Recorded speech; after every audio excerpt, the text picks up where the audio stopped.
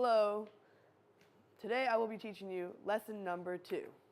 Lesson number 2 involves this motion. Just tossing it back and forth. For this, you want it the same height as lesson number 1, right above your head. And you start with it in your good hand, whatever that hand is, and you just throw it across, like this. And then, you want to start with your bad hand too. So, I'm going to throw it from my right hand to my left hand. My left hand is my bad hand. And throw it back. And you just keep doing this for a while until you get good at it. And once you get good at it, that's pretty much the second step to juggling, and you're almost to 2 balls.